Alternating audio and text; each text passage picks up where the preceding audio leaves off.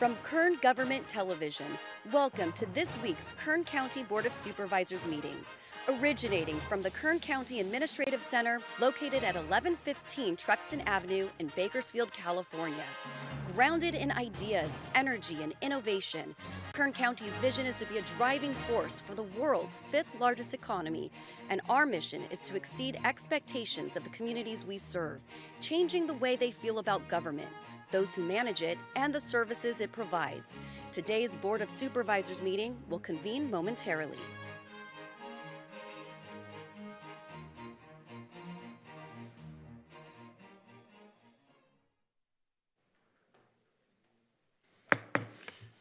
Okay, board to reconvene. Madam Clerk, please call the roll. Supervisor Peters? Here. Supervisor Parlier? Here. Supervisor Flores? Here. Supervisor Perez? Here.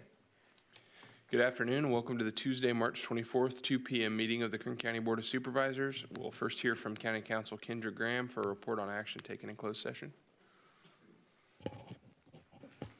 Good afternoon, Chair, members of the board. This morning, following the AM agenda, your board heard items 47 through 50 in closed session. There were no reportable actions taken. Okay, thank you. We will begin by considering the consent agenda. All items listed with a CA above the items are considered to be routine and non-controversial by county staff. Consent items will be considered first and may be approved by one motion. If members of the public wish to comment or ask questions regarding an item, on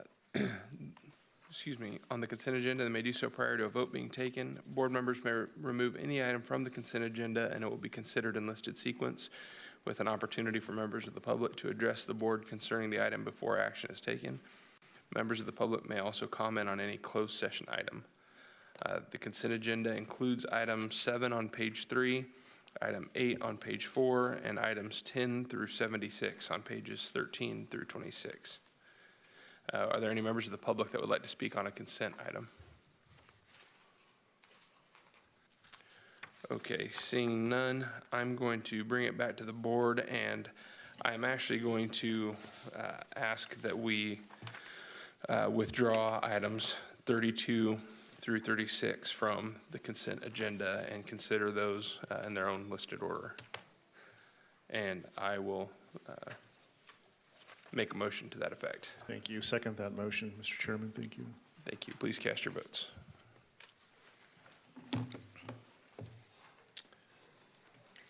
The motion is approved. All ayes.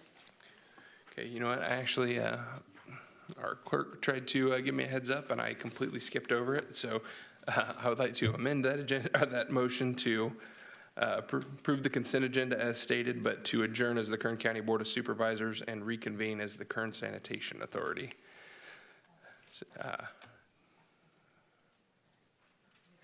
Okay, so we can just proceed? Okay. Okay, so we're now sitting as the Kern Sanitation Authority, and we'll consider the consent agenda, which includes item C3. Is there anyone that would like to speak on that item? Okay, seeing none, I'll entertain a motion from the board to approve the consent item for the Kern Sanitation Authority, adjourn and reconvene as the Ford City Taft Heights Sanitation District. Motion. Second. Okay, please cast your votes. The motion is approved. All ayes. Okay, we're now sitting as the Ford City Taft Heights Sanitation District, and we'll consider the consent agenda, which includes item C4. Is there anyone present that would like to comment on that item? Seeing none, I will bring it back to the board for a motion to approve and to adjourn as the Ford City Taft Heights Sanitation District and reconvene as the Kern County Board of Supervisors. Motion. Second. Thank you. Please cast your votes. The motion is approved. All ayes. Okay. Now that all that fun stuff is done, we move on to item number 1, which is a resolution honoring Kimberly Baldwin, Public Works Program Manager, upon her retirement with 36 years of dedicated service to the County of Kern. Motion on proclamation. Thank you. Is there a second?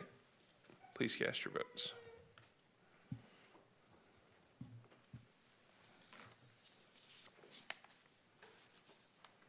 The motion is approved. All ayes.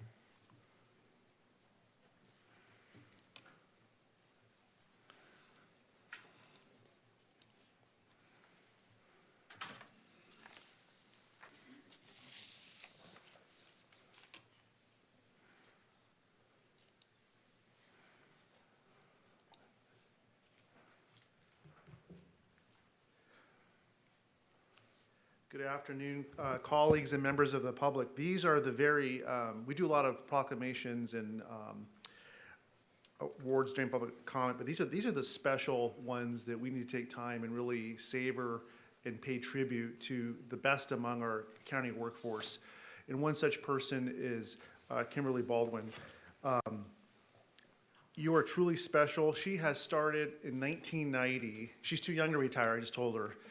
36 years of dedicated public service to the county of Kern, spanning a myriad of departments, from healthcare to public works, to waste management, to ombudsman, to helping all of our districts, all of our offices on the things that just truly matter and make a difference in moving the needle for public benefit and public good, cleaning up our neighborhoods. I know my district, all our districts, she is the air traffic controller where all the issues come to a head. She routes them, she tracks them, and more importantly, she solves them for the benefits of our constituents. I owe you a tremendous debt of gratitude on behalf of my constituents because you have improved the lives of streets, communities, neighborhoods, families, churches, businesses. So thank you. And as is customary, I'm going to read all the whereases because it's so appropriate and so fitting. And she saved us a lot of money along the way throughout the years. So, whereas Kimberly Baldwin began her career with Kern County in May 1990 as a typist clerk 2 with the Department of Human Services in Mojave, where she performed intake interviews, filing, and mailing duties. And in October 1990, Ms. Baldwin joined Kern Medical Center as a clerk 2, where she worked in emergency registration, admitting hospital patients, verifying insurance coverage, referring patients to financial services, training new employees, and assisting with medical billing. During her time at KMC, Ms. Baldwin assisted with the development and training of a new computer system, helped coordinate and move the new emergency room facility after it was constructed. And in October 2003, Ms. Baldwin joined Kern County Public Works Department after it was constructed, and in October 2003, Ms. Baldwin joined Kern County Public Works Department as an office services assistant with Waste Management Division, where she served as a front desk kiosk attendant, answered phones for the building, and assisted customers by directing them to the appropriate departments. In March 2005, she transferred to the Building Inspection Division as office services technician. Later that year, she was promoted to building plans technician, where she processed building permits, served as office manager for the clerical section, and assisted with employee performance reports, discipline matters, and staff scheduling. During this time, Ms. Baldwin was part of the original team that designed and implemented the ASILA permitting system. She also identified that the city of Ridgecrest was not being billed for permits and inspection, creating a process that generated approximately $200,000 to $300,000 in additional annual revenue. And in December 2016, Ms. Baldwin transferred to the Public Works Solid Waste Division, where she supervised gate attendant operations across Kern County, overseeing multiple supervisors and a team of employees across numerous solid waste facilities. And in December 2022, she was promoted to Public Works Program Manager in the Development Division, where she served as ombudsman and liaison, assisting the public and staff with process coordination and improvement efforts. Ms. Baldwin's dedication, professionalism, and commitment to public service has earned her the respect and appreciation of her colleagues and the citizens of Kern County, and she is wished the very best in all her future endeavors. Now, therefore, be it resolved by the Board of Supervisors of the County of Kern, State of California, does hereby honor and commend Kimberly Baldwin upon her retirement with 36 years of dedicated public service to Kern County, adopted this day, March 24th, 2026, signed by all 5 of our board members. Congratulations, you've earned it. Enjoy your retirement, and on behalf of our citizens, thank you, and God bless you.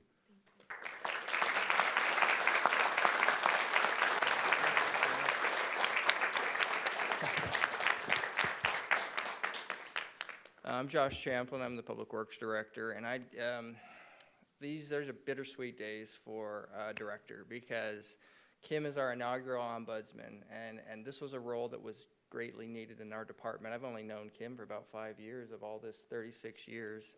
And it's commendable to who stays in a job for 36 years anymore. That's an achievement in itself. But Kim is an employee who makes my job easier. For that, I'm forever grateful. She's always willing to do whatever it takes to get the job done, and I know that all of you and your staff, supervisors, work closely with her, and if there's a problem, Kim can fix it. And so we'll hire your position, but we won't be able to replace you, Kim, and for that I'm grateful, and you've earned this 36 years. That's a tremendous effort put in. Kim's a testament to hard work. Hard work will get you ahead. So look to Kim. I think she leaves a good example behind for everybody who follows her, that if you put in the hard work, you will succeed. Thank you, Kim.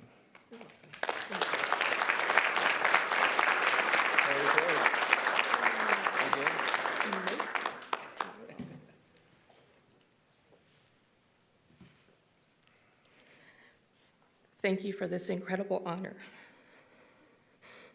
I'm very emotional, so sorry if I cry. Standing here today, receiving a proclamation for 36 years of service is something I never imagined when I first walked through the doors of Kern County. In fact, I will let you in on a little secret about how this all started. My mother, who was a longtime, hold on.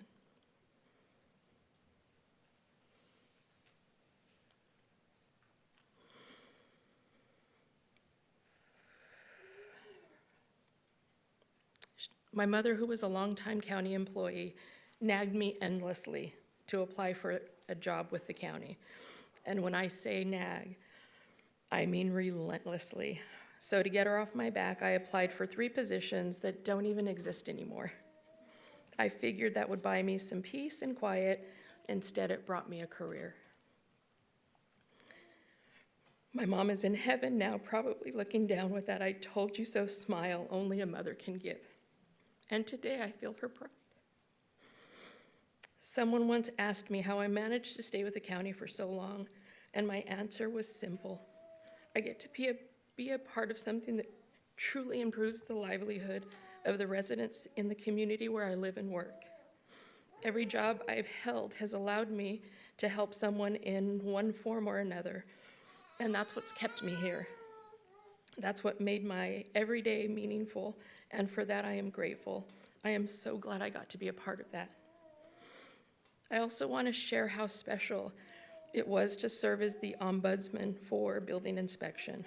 Josh and Adrian trusted me to guide residents through the building permit process, sometimes during stressful moments, sometimes during exciting ones, but always at a point where somebody needed clarity, reassurance, or simply somebody who would listen. Building inspection holds a special place in my heart, so being that person for our department and for the residents of Kern County was an honor beyond words. It was one of the most meaningful roles in my career. I want to thank each member of this board and your staff for trusting me with such an important responsibility, serving as your liaison to Kern County Public Works. It has been an honor to help you navigate issues, solve problems, and communicate with our teams. Your confidence in me meant more than you'll ever know. To every colleague, coworker, employee, supervisor, and manager I've ever worked with, thank you. You shaped me, and you molded me into the person and professional that I am today. I carry pieces of each of you with me. And to Adrian and Josh, again, thank you for trusting me with the role that closed out this incredible chapter of my life. You allowed me to work directly with the board to help resolve issues and to serve in a capacity that challenged me and fulfilled me. Ending my career in that role was an honor that I will never forget. Before I close, I do want to thank my family. My husband, who's always been my biggest supporter and my loudest cheerleader. To my mom and dad, who are looking down from heaven, and I pray that they are proud. To my children, who sometimes miss their mom on holidays, birthdays, because of work and never held it against me, thank you for telling me that it was okay, even when it probably wasn't. And to my sisters and brother who have helped me get through this life with love, humor, and unwavering support, I couldn't have done any of this without them.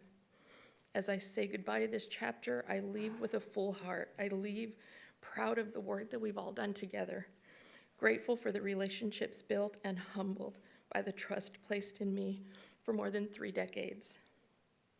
Thank you for this recognition, and thank you for allowing me to serve Kern County with purpose, pride, and love. Thank you.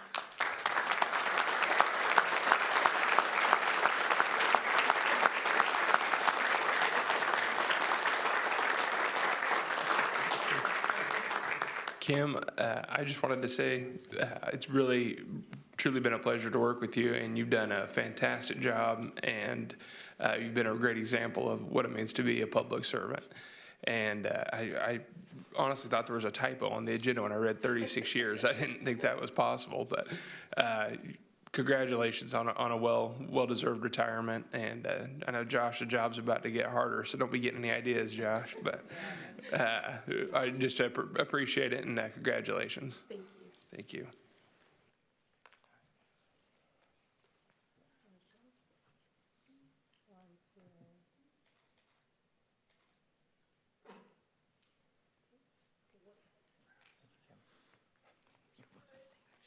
Hold on, sorry, Supervisor, really quickly.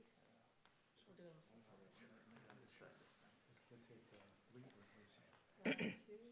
I said, if you're going to say something. Supervisor Perez? Thank you so much. Kim, Supervisor Peters was 2 years old when you started at the county. I don't mean to, it hurts me too, you better believe it. And so it's really extraordinary, these moments. I think Jeff said it very well, that these are sacred moments and opportunities to look at the individuals who have contributed so much of their lives to Kern County. What you have done is totally immeasurable. There is no way to put it into words that count it up in widgets. That kind of reality doesn't exist because it's so much more than the sum of your parts, the parts that you have contributed to, and the widgets you've moved around to make people's lives better, smoother, improve quality of life. It is just 36 years is incomprehensible. I don't know that kind of loyalty and longevity exists very often anymore. And so you represent a different cultural era too for Kern County. And so I appreciate everything you've done to enhance the 5th District, my staff, grow them as individuals with some level of expertise. We think so highly of you. And really appreciate you, your contributions. Hope that your next chapter is just glorious and full of peace and moments that are just so meaningful to you and your family that you now have time to invest in a new way. And so thank you for what you've done. God bless you. I wish you the best. Thank you.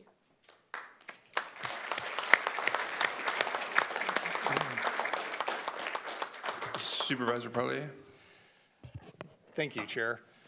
Kim, I'm going to miss you on our weekly or bi-monthly updates.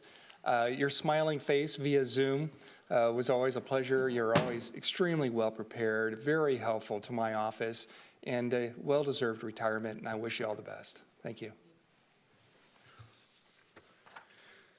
Okay, our next item is item number 2, and that's another resolution honoring Alfredo Rojas, Public Works Manager, upon his retirement with 32 years of dedicated service to the County of Kern.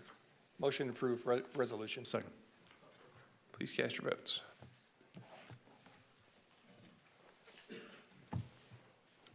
The motion is approved. All ayes.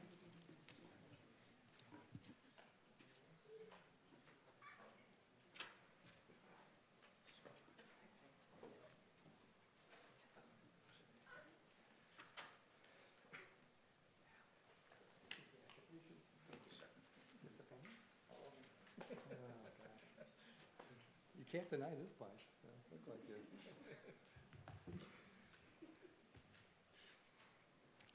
Where are you?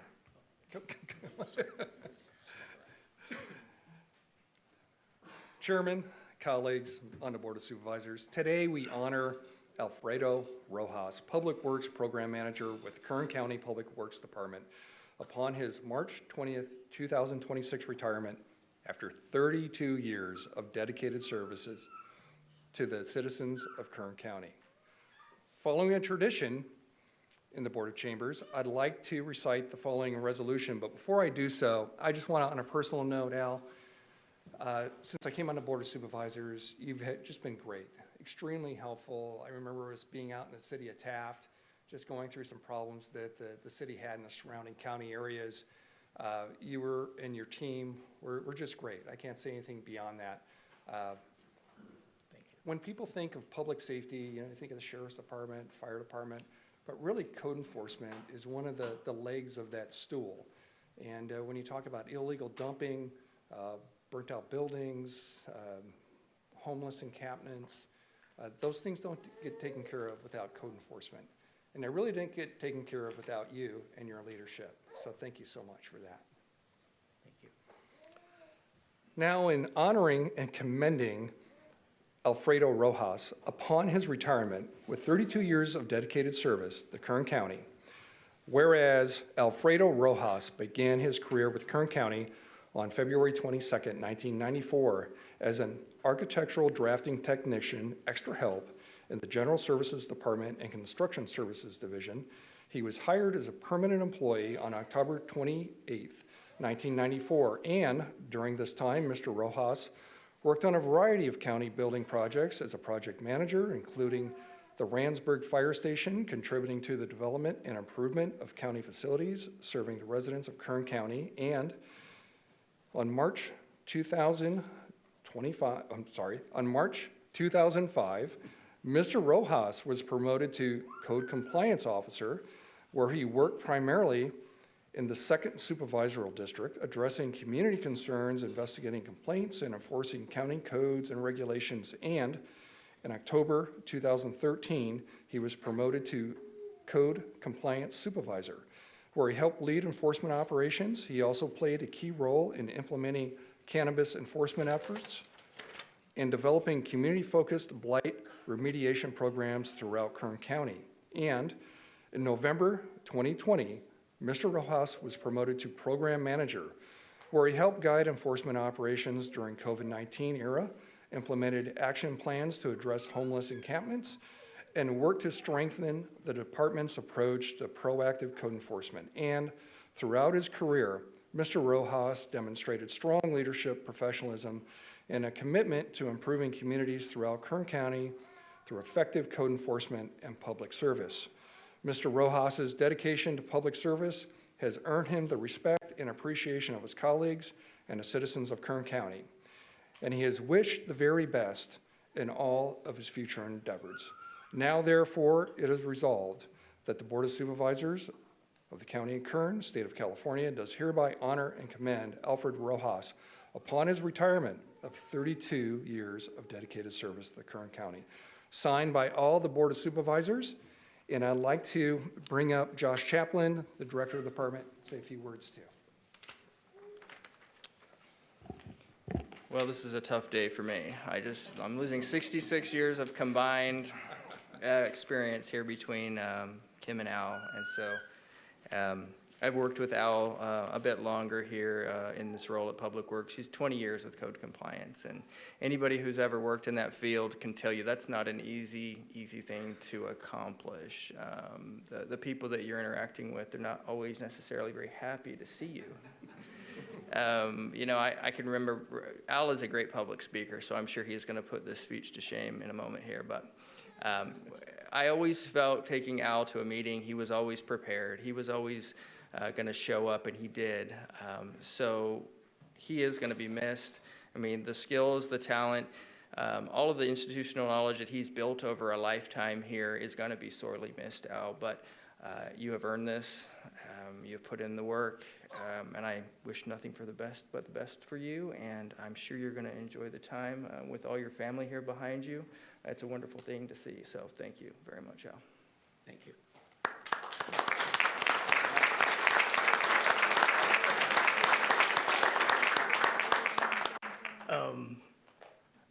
I'm humbled and very grateful at the opportunity to be here just to say thank you. Thank you to all the people I work with all these years, my colleagues, people that work for me, my employees, my bosses, amazing bosses that I've had. I've been very, very fortunate in my career with the county.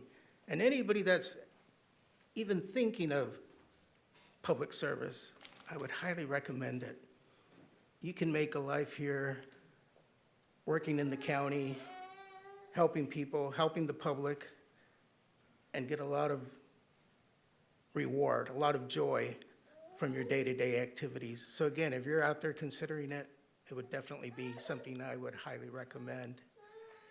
I'm looking at three faces and I'm thinking to myself, man, we saw these people come up as field reps, working in their respective offices, helping their supervisor, and now they're the supervisors. That's amazing.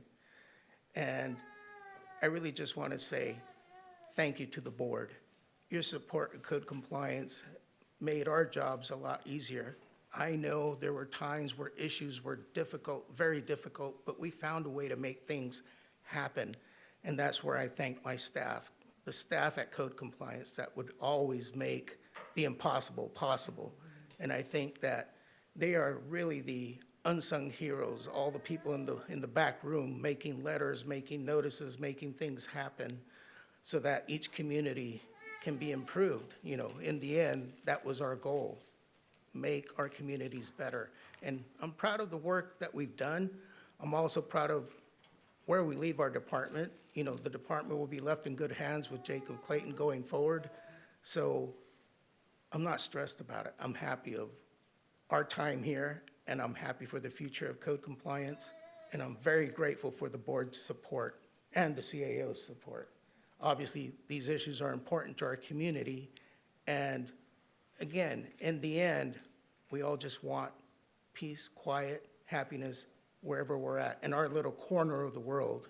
And this honor really humbles me, and I am thankful. I'm thankful for my family who are all here today, my daughters, my son, son-in-law, my little granddaughter that's being rowdy this morning or this afternoon. But thank you so much, everybody. That's really what I wanted to say.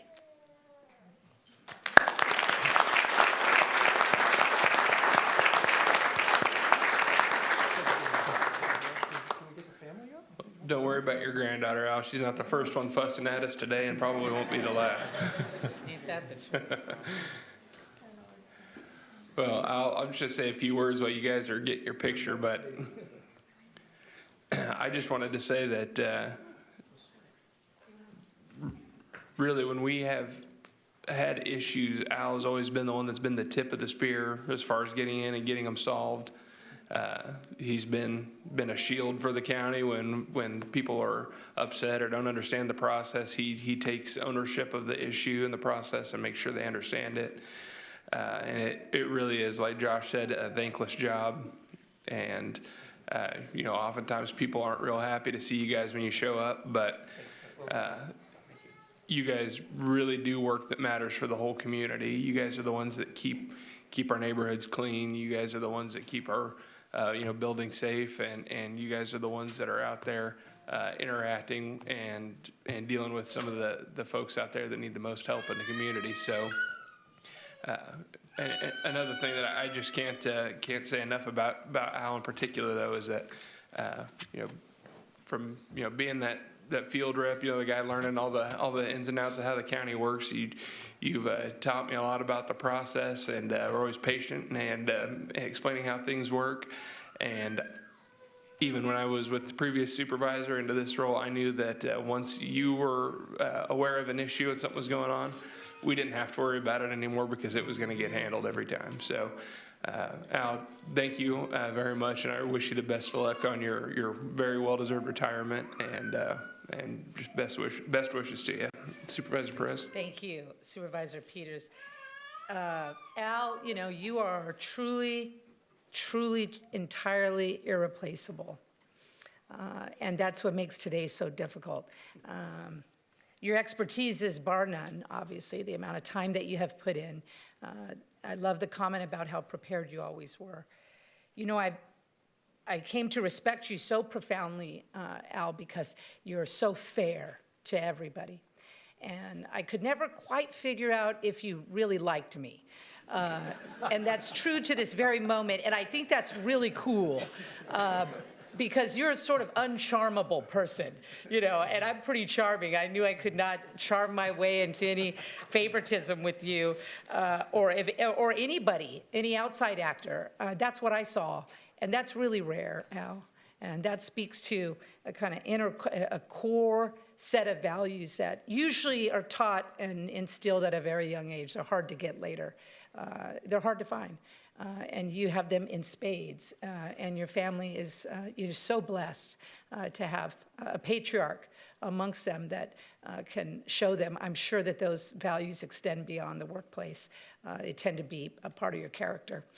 So I want you to know it's okay if you didn't like me, because I loved your work a whole lot, and I knew whenever you came around, there would be very seriousness, and there would be resolution and expertise, and that you would do the right thing for Kern County, its taxpayers, you know, and its heart. So I appreciate you. You are irreplaceable. You'll be missed.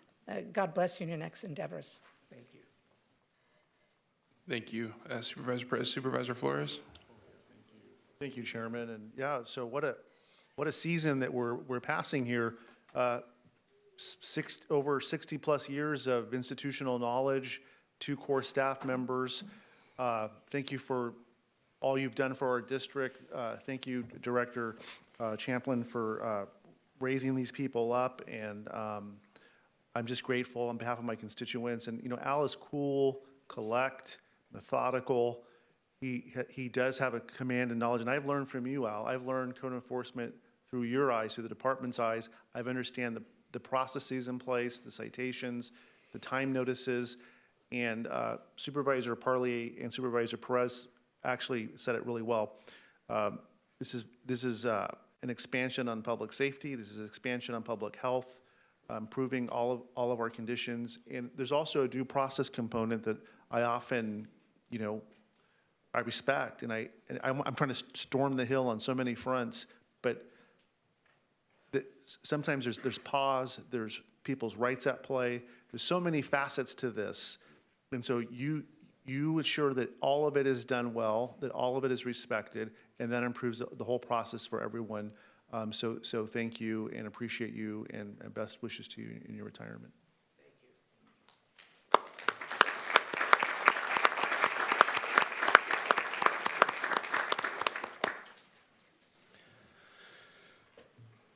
you. Okay, our next item is going to be item number 5, and that is public presentations. So this portion of the meeting is going to be reserved for persons to address the board on any matter that's not on this agenda, but is under the jurisdiction of the board. Board members may respond briefly to statements made or questions posed, may ask questions for clarification, make referral to staff for factual information, or request that staff report back to the board at a later meeting. The board may also take actions to direct staff to place matters of business on a future agenda. The speakers are limited to 2 minutes, and we ask that you please state and spell your name before your presentation. Are there any members of the public that would like to speak on a matter not on this agenda? Okay, seeing none, we'll go to item number 2, and that's board member announcements and reports. Is there any comment from the board? Okay. Next up will be item number 9, and that is a request regarding land use entitlements for the Buttonbush Solar and Storage Project. And for that, I will turn it over to our Director of Planning and Natural Resources, Craig Murphy. Good afternoon, Chairman Peters, members of the board. I have with me here today Ms.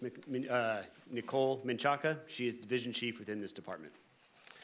So the project before you today is the Buttonbush Solar and Storage Project by 29SC8ME LLC. Or Aventis is the company. The project includes development of a photovoltaic solar facility that would generate approximately 2 gigawatts of renewable energy and 16 gigawatt hours of battery storage, all on just under 12,000 acres across 7 different project sites.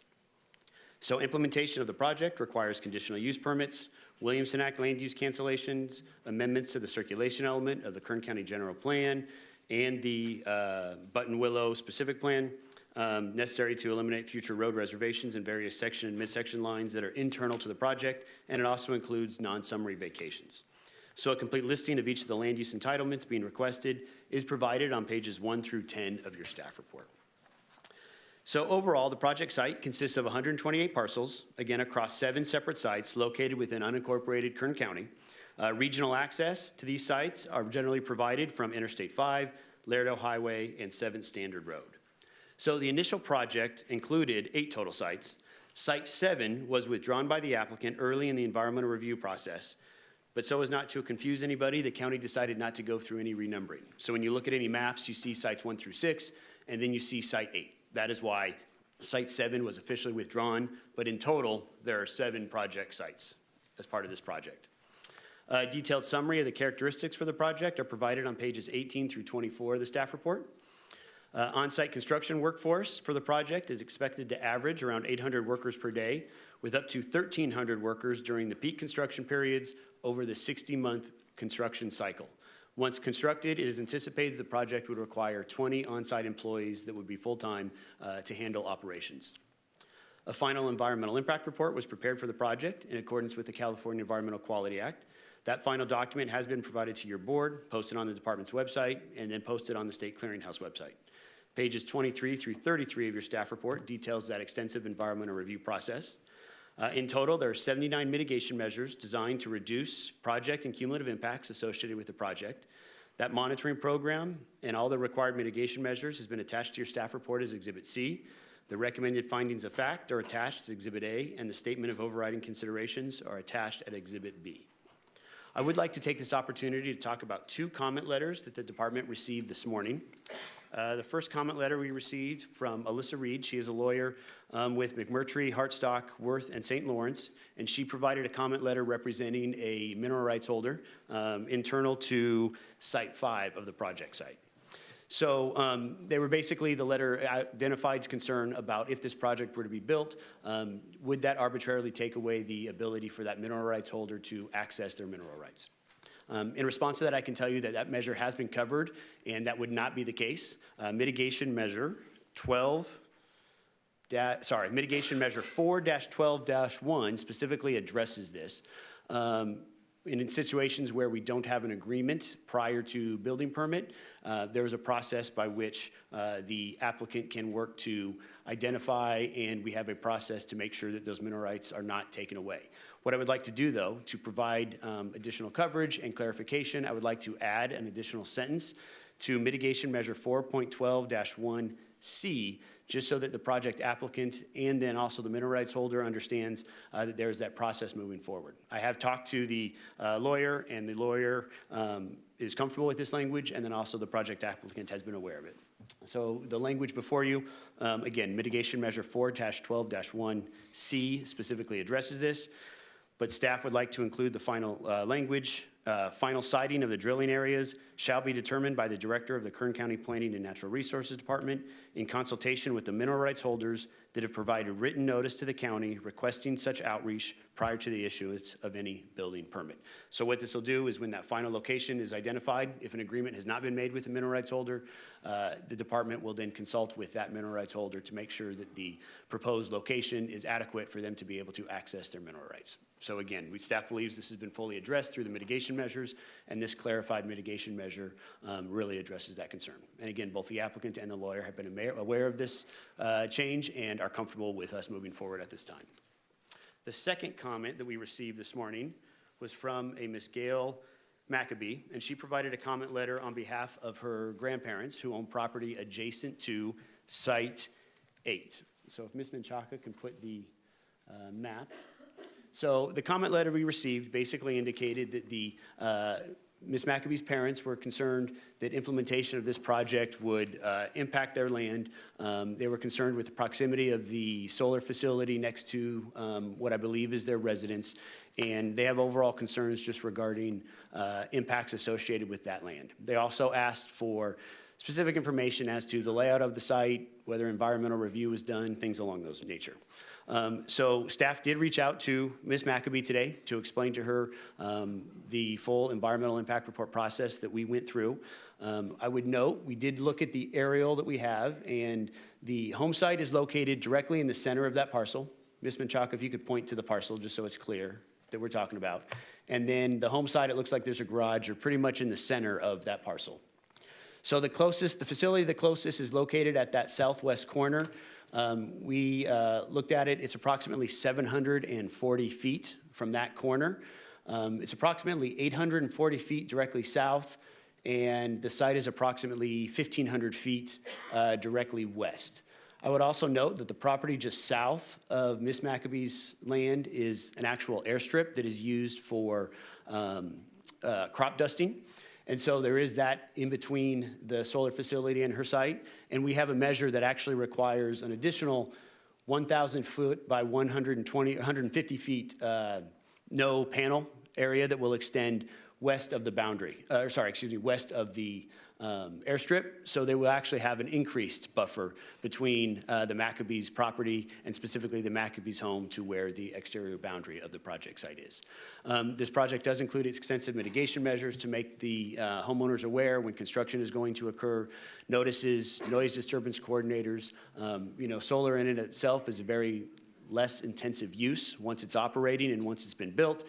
Very little actually happens there. I do not disagree with the comment that it will change the characteristic of the land. That is true. You have what is primarily agricultural land, and now there will be a solar facility adjacent to them. But from an impact standpoint, this is really a least intensive type of use to be a neighbor to. And then there is a lot of space directly north and then to the east. So while it may feel that they are completely surrounded, they have open space, again, directly to the north and east of the project site. So we wanted to make sure we provided your board with that comment that we received, but we do believe that we have addressed all of those concerns as part of the mitigation measures in the EIR that we went forward. The project itself was considered by the Planning Commission on February 12th, 2026. During public testimony, we had 11 individuals that spoke in support of the project, and nobody spoke in opposition at that time. The project was recommended for approval to your board by a vote of 4-0 with Commissioner Brooks absent. What I'd like to do real quickly is highlight some of the benefits of this particular project. So again, it would result in the production of 2 gigawatts of electricity with approximately 16 gigawatt hours of battery energy storage necessary to meet increasing demand of the state of California for clean renewable energy. It's located on farmland that would otherwise be fallowed due to significant water shortages, thereby providing local farmers with an alternative to their economic losses and providing an opportunity to direct water resources to those areas of their land that is most productive and has the most productive soils. The project would generate 1,300 construction jobs at the peak of construction and 20 full-time employees during operations. The project would generate approximately $8 million annually from payment of the cumulative impact charge. And if that were to go away and we would be able to have the solar panel tax assessment gone, we would result in approximately $50 million in annual property taxes at full build out. Again, that is if the solar's tax exemption goes away. The project would also result in $4 million in initial sales tax associated with this project. The project is consistent with the goals and policies of the Kern County General Plan and the Buttonwillow Community Development Plan. The recommendation before you today is to certify the environmental impact report, adopt the revised Section 15091 findings of fact and Section 15093 statement of overriding considerations, adopt revised mitigation monitoring and reporting program, adopt resolutions and recommended findings approving conditional use permits subject to recommended conditions, adopt resolutions and recommended findings approving amendments to the circulation elements of the Kern County General Plan and Buttonwillow Community Development Plan as requested, adopt resolutions and recommended findings approving cancellations of both Williamson Act land use contracts and farmland security zone contracts subject to payment and penalty fees, direct clerk of the board to issue tentative certificates of cancellation subject to the payment of penalty fees and compliance with all other conditions in the tentative certificates of cancellations, adopt resolution and recommended findings approving the non-summary vacation, accepting and reserving any easements for existing utilities, and direct clerk of the board not to record the resolutions until written verification is received from the Kern County Planning and Natural Resources Department, indicating the necessary applicable access easements have been recorded by the applicant for the benefit of all affected parcels, and approve the memorandum of understanding agreement and authorize chairman to sign. That completes staff's presentation. I'm available for questions, and I would note that the applicant is in attendance and has a short PowerPoint presentation to share with your board. Well, thank you, Director Murphy, for that. It was thorough presentation, but I actually still think it was shorter than the actual agenda item in here, which is about 12 pages. So if the applicant would like to share their presentation, they can come down now.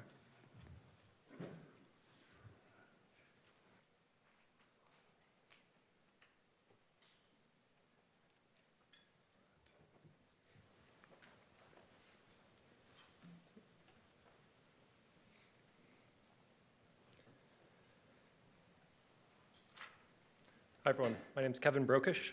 I'm a Vice President of Development with Avantis, and I've been working on this project for about 7 years. I'd like to thank the Board of Supervisors for your time and consideration, and also thank Kern planning staff. Craig Murphy, Nicole Menchaca, and Jack Foster and their team have done amazing hard work to keep this project on track, especially over the last few months, and really appreciate their efforts. Next slide, please. Avantis develops large-scale solar and storage projects responsibly.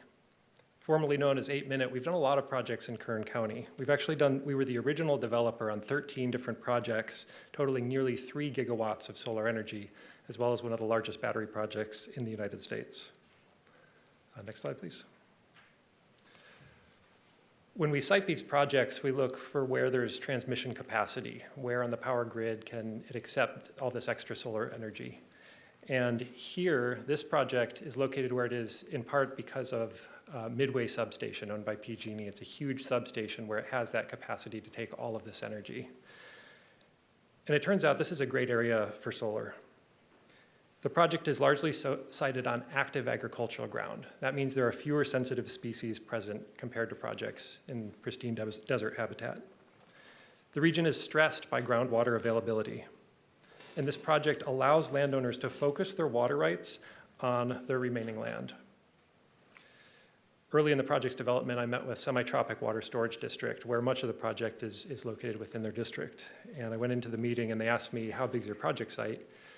And I kind of sheepishly said, like, a little over 10,000 acres, expecting them to fall out of their chairs. And they looked at me and they said, could you make it 20,000? And the reason they said that is because in their groundwater sustainability plan, they expect approximately 40,000 acres to be fallowed in this area, regardless of whether our project is built or not. Next slide, please. I have a quote from Jason, their general manager here. The proposed project offers a win-win scenario by repurposing lands that would otherwise be left fallow due to water scarcity. And we have a lot of other local support. So on all of our California projects, we always use union labor, and this project is no different. We've already signed a memorandum of understanding for a project labor agreement that has been countersigned by multiple unions. In fact, I'd like to thank the union members who are in attendance here today. We have folks from laborers, iron workers, operating engineers, as well as IBEW. I'd also like to thank our landowners who are in attendance today. They're also coming out in support of the project. Next slide, please. So we always work to be a good neighbor on all of our projects. And part of the reason is we expect to own this project long-term, right? We're going to be here for years to come.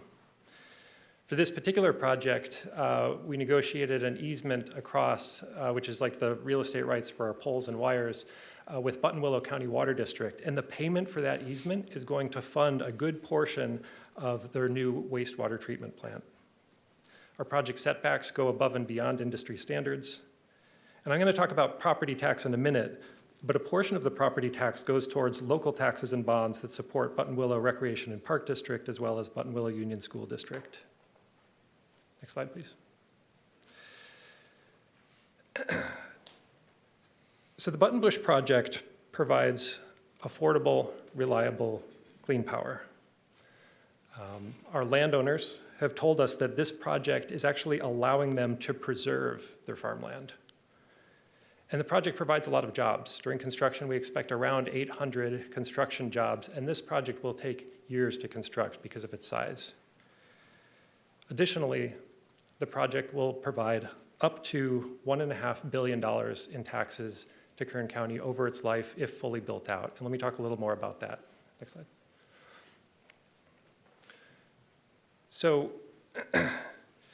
Historically, there's been a property tax exclusion for solar projects in California.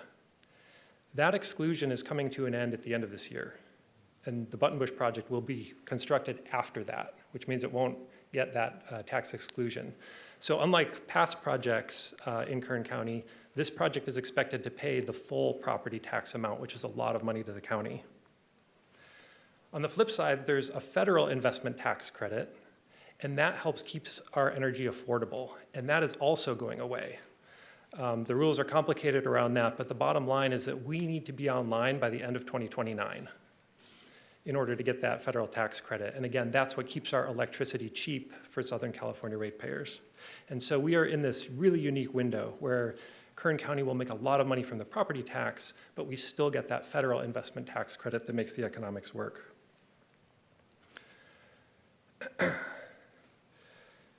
But we need to move forward quickly because we need to build as much of this project as we can during that time window and have as much as we can online by the end of 29. So I appreciate the opportunity to present the Buttonbush project. I respectfully ask for the Board of Supervisors vote in favor of this project because while we've been working on this project for many years, now time is of the essence to move it forward. Thank you. Thank you. I'll bring it back to the board for any questions. Supervisor Parlier? Thank you, Chair. Do we have to take any public comment? We will get there. Well, I'd rather do it after. Okay, no problem. Any questions or comments from the board? Okay. Okay, now we will go to the public for comment. Anybody who has any comments, please come down to the podium.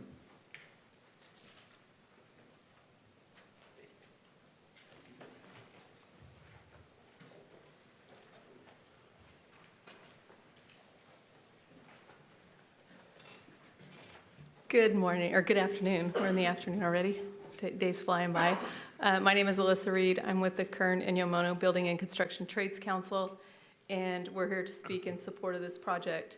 You know, Mr. Murphy and Kevin reported out on a lot of the economic advantages to this project, but one thing I would like to point out is, along with those construction jobs being built under a project labor agreement with the trades, that also supports our apprenticeship programs and our pre-apprenticeship program that's run out of our council that is designed to introduce the trades to community members as a good, strong career path that provides family-sustaining wages. And so just keep that in mind as we consider the jobs that are attached to this project. And we encourage and ask for your support today in approving this project. Thank you.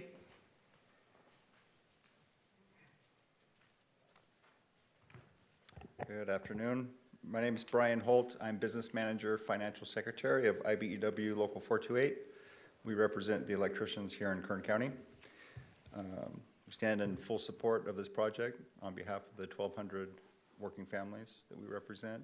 I want to commend Director Murphy and his staff on all the hard work to get it to this point. It's a good project. You're going to hear a lot about the economic, and you already have heard about the economic benefits. And while I echo and emphasize that, what I really want to spend a little bit of my time on is to reinforce really what was said about 8-Minute Energy and Advantis and the relationship that we've built here. I mean, they're not only an industry partner, they're a community partner. They've been here since the beginning. They do everything they say. We need more of them building projects here in Kern County. So again, stand in full support of the project.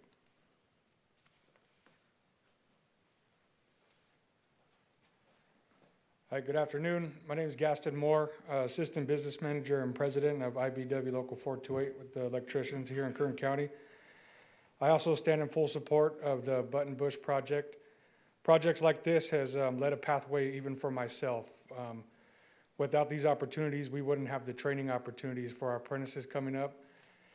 I was fortunate enough to get on one of the first projects that Kern County has built, and it was the stepping stones to where I'm at today. So I just want to have you take that into consideration and, you know, for the future families that this is going to feed and the opportunities that it brings.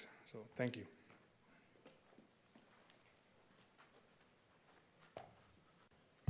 Good afternoon, esteemed board. My name is Hertz Ramirez. I'm the business manager for the Laborers International Union of North America, Local 220, representing over 2,400 hardworking men and women in the construction industry, and we are here in full support of the Buttonbush Solar Project.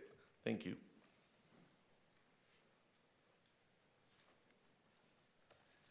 Good afternoon, Chairman Peters, fellow supervisors. My name is Richard Chapman. I'm the presidency of the Kern Economic Development Corporation, and our organization represents a coalition of business, government, and educators with the purpose of promoting and cultivating Kern County's boundless opportunities for business, truly boundless. We're strong support of this project. You've seen Adventus's portfolio throughout the county. Wonderful thing here now, we're going to bring some jobs to West Kern. We have a lot of solar jobs East Kern. We'll bring some in the Budwell area, really needed. And we always talk about our litmus test as capital investment, jobs, and tax revenue. So we're going to have jobs, not just the direct jobs, the construction, as well as full-time, but induced and indirect, right? People eating in restaurants with the wages, suppliers benefiting. So the key is local. So we're really excited about that. The tax revenue, right? We're going to have millions tax revenue. These battery storage projects are key to provide the money to build streets, provide education and infrastructure. And you all had the leading role in creating the energy capital of the West. So this is going to add to the portfolio. We have more renewable energy than any county in the country. This will keep us way ahead of our competitors. And of course, oil and gas continue to be an important part of our economy. So respectively ask that you support this critical economic development project. Thank you.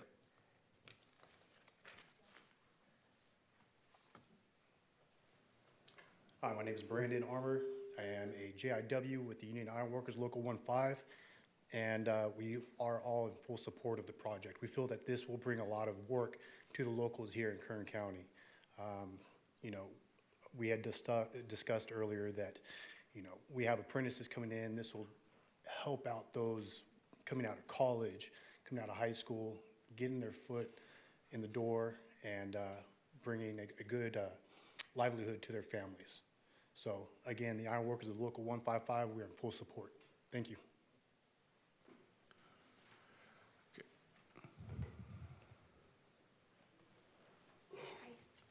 Good afternoon. My name is Rochelle Echevarria. I'm a resources planner with the Rosedale Rio Bravo Water Storage District. So Rosedale serves approximately 2,100 acres within the Buttonbush Solar Project area, and I'm here to express our district's strong support for this project. Rosedale Rio Bravo, like many water districts in Kern County, is facing an ongoing water crisis. Reduced surface water deliveries, prolonged drought, and the requirements of the Sustainable Groundwater Management Act have made it clear that some agricultural land within our subbasin will need to be retired in order to achieve our groundwater sustainability goals. As part of our groundwater sustainability plan, land retirement for solar power production is an identified management action. The Buttonbush project directly supports that strategy by providing a productive and beneficial use for land that was already expected to come out of irrigated agricultural production. The project allows limited water supplies to be reallocated to other productive farmlands, helping agriculture continue where it is most beneficial. From a water perspective, operational water use for the project is negligible, less than 10 acre-feet per year, and significantly lower than traditional agricultural uses. In addition, the project provides sustained lease revenue for landowners, creates hundreds of construction jobs, and is expected to generate over $1.5 billion in tax revenue for Kern County. Additionally, the land can also be returned to agricultural use following decommissioning. For these reasons, Rosedale Rio Bravo Water Storage District believes the Buttonbush Solar Project is consistent with SGMA, supports long-term water sustainability, and provides meaningful economic benefits to the region. Thank you for your opportunity to comment. Thank you. Do we have anybody in here speaking against this project today? Doesn't look like it. Okay. Oh, we got one. Okay. Good afternoon, Supervisor Peters and supervisors. My name is Sarah Pitts. I'm the office manager with Shafter-Wasco Irrigation District, and I'll be reading a statement on behalf of our general manager, Chris Lawrence, who is unfortunately not able to make it today. We fully support the Buttonbush project. This project is located within what is known as the 7th Standard Annex portion of SWID. Seventh Standard Annex was previously undistricted ground that has been fully reliant on groundwater for its agricultural demand for decades. The Sustainable Groundwater Management Act requires the groundwater to be managed sustainably going forward. The primary method of reaching sustainability in this area is through the reduction of agricultural ground and in turn the reduction of groundwater pumping. This project will take ground out of agricultural production and will aid in our efforts to reach sustainability. Thank you. Thank you. Okay, if you're going to be a public speaker, if you would, please make your way down to the front row so we can just keep things moving along as efficiently as possible. Sorry about that, Phil. Oh, you're all right. Thank you. Just let everybody know. Matt Causa, representative of the Hill Ranch Group, landowners of acreage participating in Phase 1 of the Buttonbush project. We support and encourage the board to approve the construction of the project, not just for benefits previously noted, the benefits of the local community and county's economy, but personally, it allows us the opportunity to repurpose land that otherwise would soon become fallow due to ensuing water regulations, state policies affecting water and its allocation. The Hill Ranch Group ground, as well as a large part of the acreage, as Kevin noted earlier, is in the semi-tropic water district, which plans to cut allocations by upwards of 120,000 acre-feet per year in the upcoming years. 40,000 acres of farmland is supposed to be fallow as a result. Our ground would be included. So for these reasons, we'd like to be on record in support of the project, and again, ask the board for its support and approval. Thank you. Thank you. Any other public speakers? Okay, seeing none, we will close public comment and bring it back to the board for any questions or comments. And we'll start with Supervisor Parlier. Thank you, Chairman. Although there were some written concerns on possible issues, I feel that Director Murphy was able to mitigate those through his responses. It sounds like a great project by overwhelming support from a host of organizations. And I make a motion that we approve staff recommendation. Okay, thank you, Supervisor Parlier. Supervisor Perez. Thank you. I want to thank and welcome all my brothers and sisters in labor for being here today. It's really righteous to see you come together to be creative, strategic with other partners like investors and the consultants that make these things actually possible. You know, it's an ecosystem that for me, feels like a rising tide lifts all boats, you know, keeping Kern County on the absolute cutting edge of envirotech and being who we are as the energy experts and leaders, bar none, in the nation, and arguably the world on some levels, is so critical to who we are as a community, our economy, and how we grow and evolve and keep ourselves exciting and investable to the world, right? People have money to spend, they want to make money. They're going to go where they can do that. And by the partnerships that exist in labor, where we know that consistent, highly trained, highly safe, you know, by international standards, that we will provide that workforce to investors who want to come here, keep Kern County on the cutting edge, you know, make those benefits to themselves, you know, as separate entities, but also as the larger picture of Kern County, who we are, and families that are here in support of making, you know, mortgage-paying wages. You know, that's what you deserve. That's how hard you work. And I know your families really appreciate when your work is honored that way. So I want to say thank you so much for the incredible partnership that's represented here today. You know, I think rising tide lifts all boats. You know this, Alyssa, but recently some of the MC3 interns came out to the Sheriff's Activities League in East Bakersfield. We've been working with the Painters Union to repaint that facility. We're revamping it and relaunching in the community in the East Side for opportunities such as these for East Side kids. And to see that, you know, the incredible full circle of our brothers and sisters in labor and what so countless ways they contribute to the well-being of Kern County. You know, we're going to present on that in a couple of weeks, but I just want to say thank you for being here, for taking these things seriously, for showing your faces, of representing your families, your hopes and your dreams. They're meaningful to this board, they're meaningful to this county, and these are opportunities really are the best of us. So I would like to second that motion and thank everybody involved in getting us to this point. Thank you, Supervisor Perez. Supervisor Flores. Thank you. All the comments I agree with. Thank you so much, Adventist, for being our applicant, and you're no stranger to Kern County. As was said earlier, Most of your projects are on East Kern, and so it's very interesting that we can cite these also in West Kern at the right time, at the right place, and for the right reasons, with all the interplay of Sigma, of fallowing, of water issues, of job creation, of the tax base. This project just really ticks all the boxes in a positive direction. You know, at the end of the year, the beginning of the year, 2027, we're going to have a State of the County address, and we're going to highlight all the important projects, all the energy projects, ag projects, logistics. This will be one of them, I'm sure, because it tells a story that we're open for business, we're open for job creation, we do it right, we listen.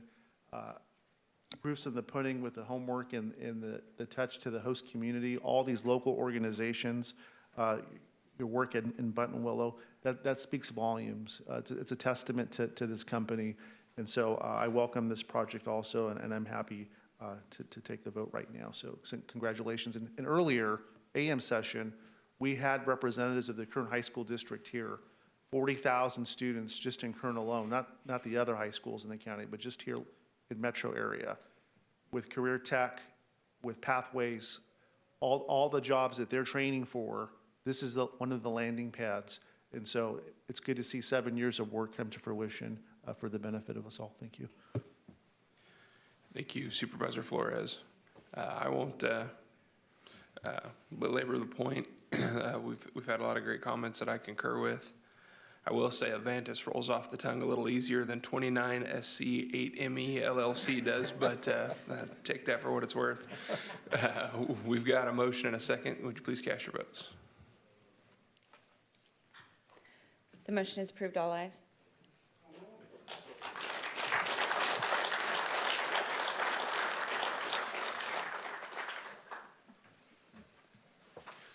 Okay, our next item is going to be item number 32, and that's a proposed resolution to set public hearing on a proposed increase in an ordinance within County Service Area 71 for sewer service charges for fiscal year 2026-2027. And I'll let our Public Works Director, Josh Champlin, make his way down as folks filter out, and then we can start the presentation.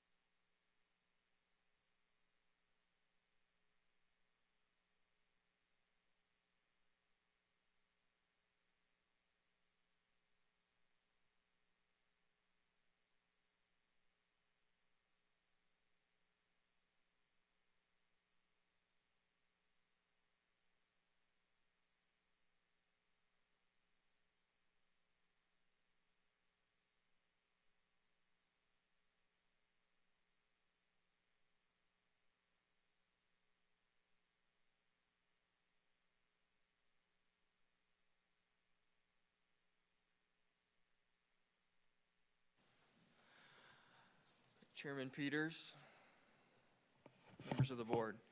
I'm Joshua Champlin, I'm your Public Works Director. I'm joined today by Adrian Nava, Assistant Director of Public Works. Before you today are 5 items, and I'm going to be presenting them as one, and your board can vote on them separately. They are very much related. The background of this is all centered around County Service Area 71, and what we are seeking is setting public hearings for a proposed rate increase. So County Service Area 71 was formed to provide sewer planning and sewage disposal to the unincorporated northwest region of metropolitan Bakersfield, consisting of over 1,200 residential parcels and 55 non-residential parcels, to receive the CSA benefit of sewage disposal through collection of fees on the tax bills. Within this area, there's over 23 miles of active sewer mains. And within CSA 71, there are actually 3 separate zones of benefit, and these span across 2 different agencies, City of Bakersfield and North of the River Sanitary District. And the real reason we're here today is because the county has agreements with both of these agencies to accept sewage into their treatment systems. And both agencies, as their prices increase, so do the prices that are incurred by our residents who utilize their services. So currently the county has an agreement with the City of Bakersfield to treat effluent at treatment plant number 3. And also Kern County has a joint powers agreement with NORSD and the City of Shafter to treat the customers within that area.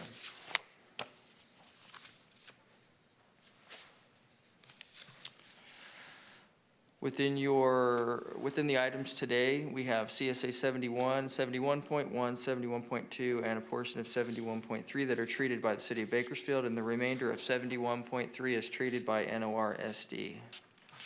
City of Bakersfield it's important to note that it's currently in year 4 of 5 of an existing Prop 218 sewer rate increase. Earlier this year, the City of Bakersfield has decided to implement another rate increase or to go out to a protest hearing to increase their rates as early as I believe it's May 16th of this year. And NORSD is currently in year 3 of their 5-year Prop 218 rate increase schedule. This slide shows a map of the overall CSA 71 area. And down the middle, you can see there's a dotted blue line that's the dividing line between our NORSD on the north and our city sewer customers on the south of that line. Within this area, it's mainly District 1, but we also have some District 3 and District 4 customers. This area consists of 1,263 properties, 1,204 being residential, 59 commercial. And once again, over 23 miles of active sewer main is maintained in this area.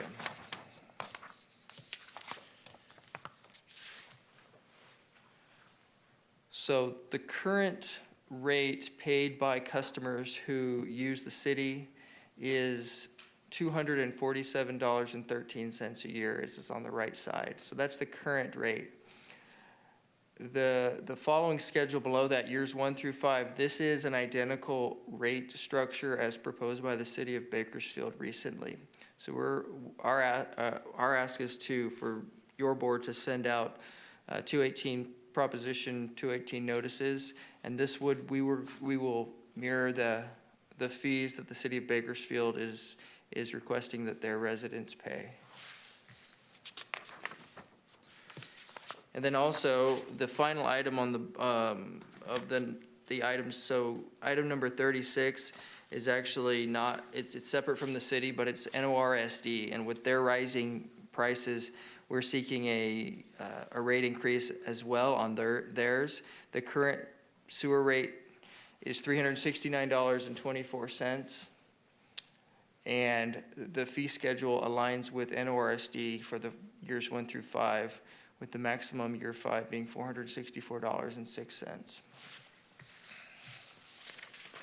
I just kind of wanted to go through a couple slides here. These are the 5 items that we're addressing today, and so you can see that these are the revenues versus expenses. So CSA 71, if we don't do anything, if this Proposition 218 is successful, then we would lose approximately $17,000 for the first year, and it would most likely increase thereafter. 71.1, we would see a net loss of $25,000 in year 1. 71.2, $39,000 loss in year 1, and 71.3 City of Bakersfield portion would be $58,000 net loss NORSD portion of 71.3 would be $40,000, a little over $40,000 net loss in year one. And the final slides are, this is a little premature, but this is what you would see in the event that you approve a protest hearing on May 18th. I just kind of wanted to show you how many ballots are in each one of these CSAs. And so 71 has only 8 customers. 71.1 has 127 ballots. 71.2, 238 ballots. The City of Bakersfield portion of 71.3 has 242 ballots, and then the NORSD portion of 71.3 has 648 ballots. So staff recommendation, and these are all the same language, but they're relative to each one of these areas, would be to make a finding that the action is statutorily exempt from further CEQA review, receive and file report, adopt a resolution, set public hearing for Tuesday, May 19th, 2026 at 2 p.m., direct the Public Works Department to mail notice of public hearings as prescribed by law, direct clerk of the board to publish notice of public hearing and filing of the report as prescribed by law, and direct county council to prepare notice of hearing and summary of proposed ordinance. That completes my prepared remarks, and we are here to answer any questions you may have. Thank you, Director Champlin. Since I asked for these to be pulled from consent agenda, I'll start and basically, I spoke at the Bakersfield City Council meeting a while back and shared the fact that I have some concerns with how this project is moving forward. I understand that these are critical services, that are very important for residents, but I think that it would be prudent for the City of Bakersfield to take a step back and look at what they're trying to do here, to look at all the options. Right now, as we've seen, the cost of living has gone through the roof. Things are expensive now. Fuel's expensive. Food's expensive. And I think we need to consider options that are less impactful to people just trying to make ends meet. And I don't think that it's the time to go to the public and ask for such a significant increase to their tax bill. And I think that maybe they do have the answer, maybe they have great reason for this, but I think that it's worth exploring a little bit more, worth considering some of the other options, worth hearing the county's concerns and kind of hashing through some of these issues a little bit more. And I don't think today's the time or place to get into what all those issues are, but I also think that I don't think this is the proper course for Bakersfield, I'll put it that way. And that being said, I can't support moving forward with something that's going to put that same tax burden on county ratepayers either. So those are my concerns right now. I'd like to hear from the rest of the board. I'd like to hear from the public, and open to hear any other conversation on it. I'll bring it back now as if there's any other comment from the board. Okay, seeing none, we're going to go to the public for comment. Okay, no comment from the public. I'll ask one more time, any final thoughts or questions from the board? Supervisor Flores. Thank you, Chairman. And I share with you the problem and frustration of where the city's going with their increases, and I share your opposition. I just deviate on the solution. And so if the city moves forward, yeah, rates are going to go up for majority of their citizens and for some of ours. But to not move forward on the 218, that bill is still going to come due to the Kern County taxpayers, whether we move forward on 218 or not. So in fairness to the Kern County taxpayers that are not in this district, they should not have to pay the bill of those that are in the district. So I'm going to support moving forward on the 218. I don't want it to pass. I don't want the city to pass the rates. I want to protect our taxpayers. I understand that's what we're doing. And your involvement at the city has been instrumental. But we have to protect for a rainy day. Should they be successful, our taxpayers are still going to get the bill. And so people in my district, people in East Bakersfield, people in East Kern shouldn't have to pay that bill in this CSA area. And so this is an avenue to protect and give the people a choice to vote up or down, but it actually makes the county whole on our general fund for many years moving forward. So I'm going to support staff's recommendation to go out. Thank you, Supervisor Flores. Any other members of the board? I'll just make a final comment that I appreciate Supervisor Flores' comments, and I definitely see where you're coming from. I know you're advocating for your constituents. I just, I think that if things were to go forward as they are right now, having that option to pay under protest if we were to disagree with the way things are going is always an option available to us. And I'm willing to get out in front of that for the folks that could be impacted by this, but I definitely understand the other side of that, and I think we're on the same page that this is, it would be prudent to step back and look at all the options here. Supervisor Parlier? Thank you, Chairman. Josh, I just want to get clarification with Jeff's comments. Will this add any financial burden if we don't proceed with staff recommendation? Supervisor Parlier through the chair. It is our understanding, my understanding, I've read the agreement with the City of Bakersfield front and back, up and down, and as the agreement is written, the fee for sewer is not paid from our constituents to the city. It's paid to us, and then we're on the hook to the city. And so, yes, my short answer would be yes, there would be liability if the rate increase is unsuccessful in the unincorporated parts of Kern. We're still required to pay for all of those users in the county at the same rate as the City of Bakersfield customers are paying. And what's that liability number approximately again?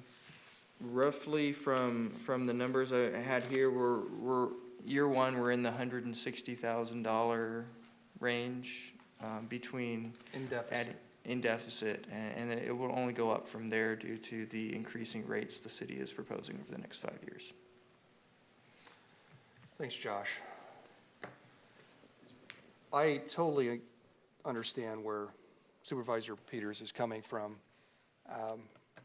His comments are very well articulated. I was on the Bakersfield City Council.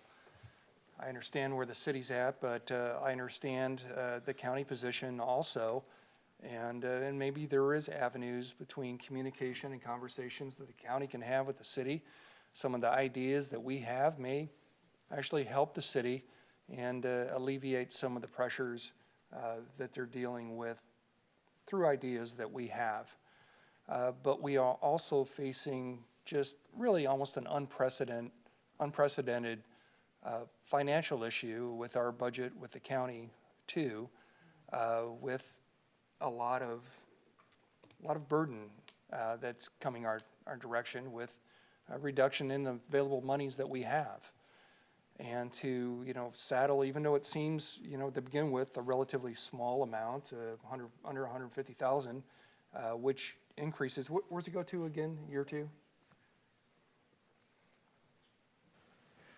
I'm not certain where it would go, but year two of the City of Bakersfield increase the fee on every ratepayer by $100 a year. And so that's roughly, I guess, another $60,000 on top of that. So you're talking $210,000 and then $60,000 a year afterward.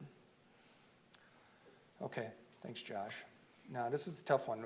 Philip, I really want to support, but I just can't do the financial burden to us or ultimately our taxpayers. So I'm going to have to support Jeff. Okay, any other comments? Sure, I'll just say, you know, we're going to have a split here, so I think we may need to continue it. I'm going to follow Peter's lead on this. I think he knows the issue much better than I do and is much more engaged on it, always has been. So I'm not going to support the motion and support Peter's policy direction at this time. Thank you. May. So are we going to miss the opportunity to go out to 218 this year?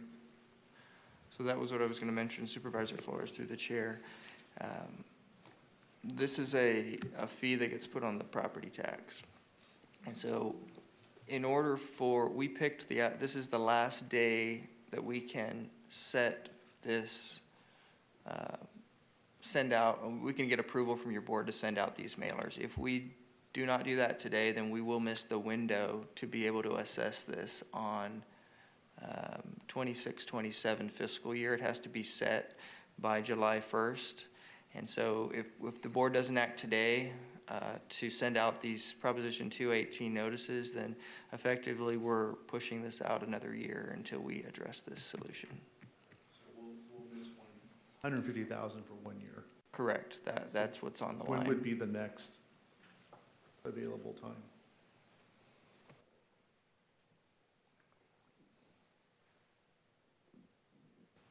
Because I want this brought back for a full board. Yeah, it's our recommendation that we go out to the 218 and we would really like to give the customers who are going to be receiving the service the opportunity to voice either their support or opposition to this fee. I think that's always preferable, is to give the people who are going to ultimately pay the fee that voice.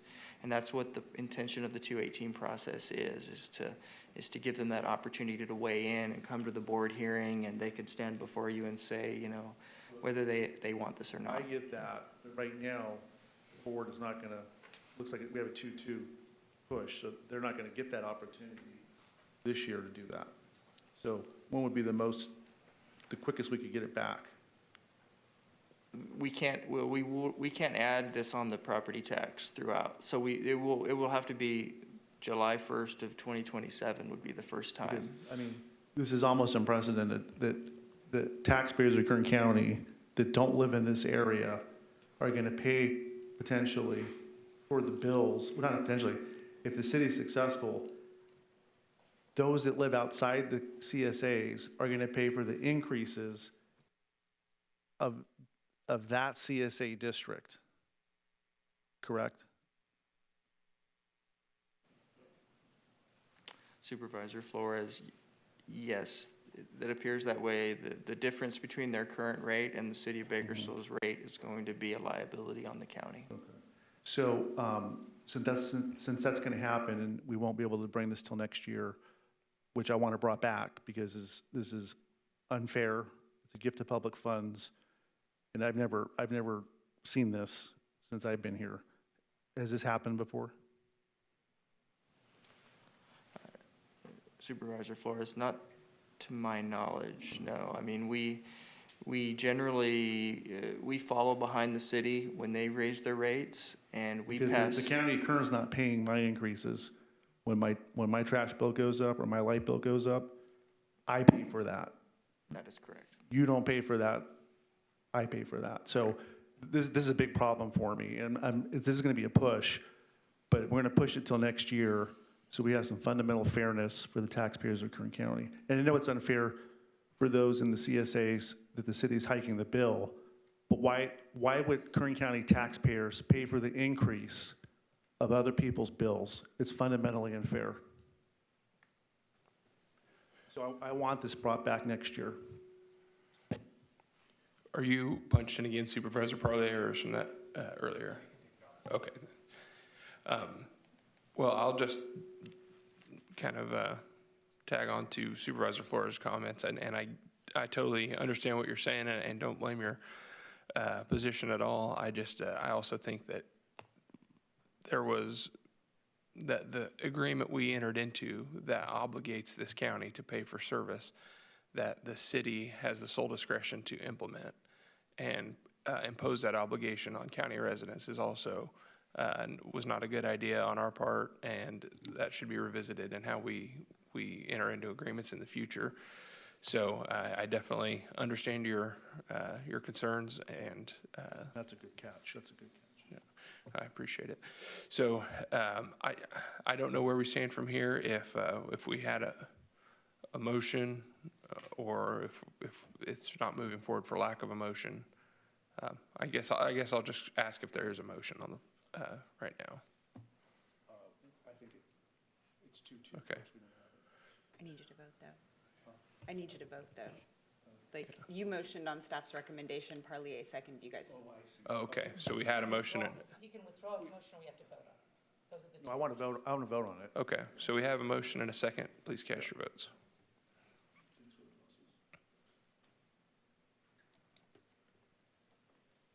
The motion is opposed. 2 ayes, 2 noes. Supervisor Perez, Supervisor Peters. Okay, thank you. Our next item is item number 33, which I believe we just vote on. It's the same presentation for these, unless staff has anything different to say. I think for this, we'll need a Motion. We'll just repeat it. Okay. Okay, cast your votes.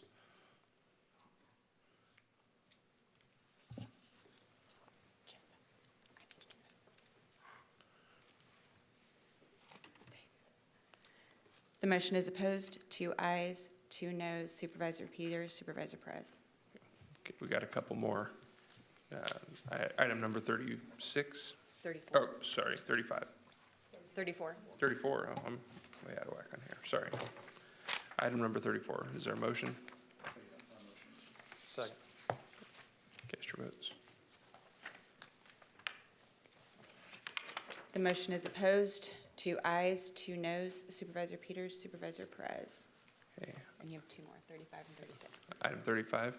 Motion. Second.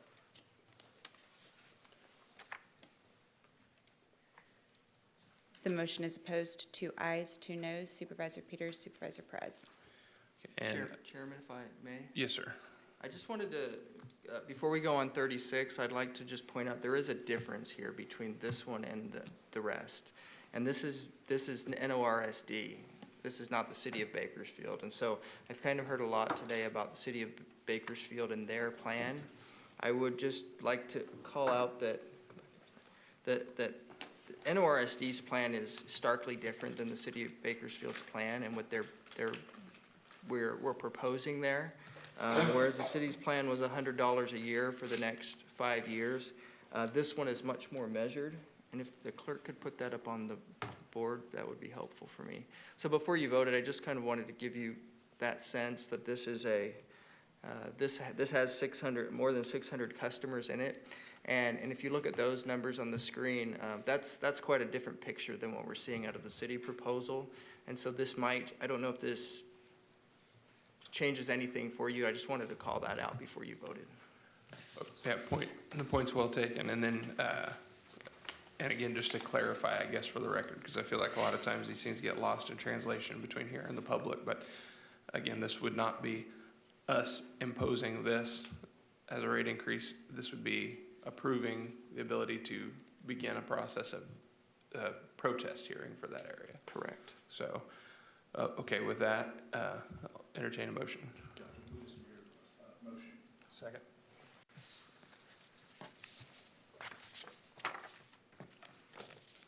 The motion is approved. 3 ayes, 1 no. Supervisor Perez.